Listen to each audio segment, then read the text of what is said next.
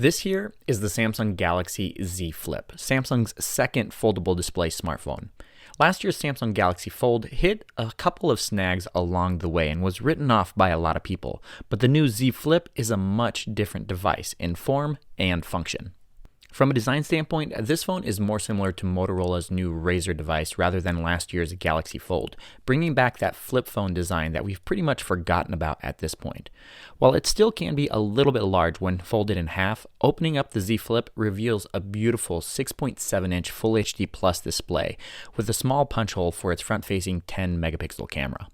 For the most part, the Z Flip won't actually be that much different than a regular smartphone, besides the fact that you'll be able to fold it in half and tuck it away in a smaller pocket or purse.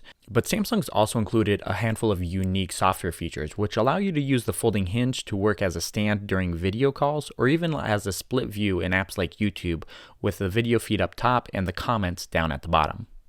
When it comes to the protection of that folding display, this time around Samsung's also using a flexible glass rather than the plastic layers that it used on the Galaxy Fold.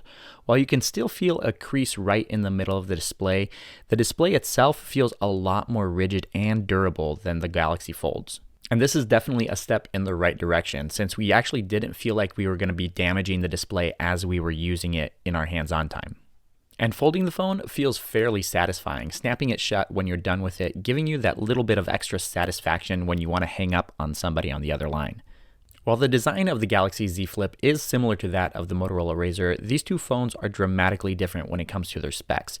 This phone features a Snapdragon 855 Plus chipset with 8GB of RAM and 256GB of storage, with an ultra-wide and a standard camera on the back, definitely making this a premium device rather than a mid-range one, but you still only get a 3,300 mAh battery here.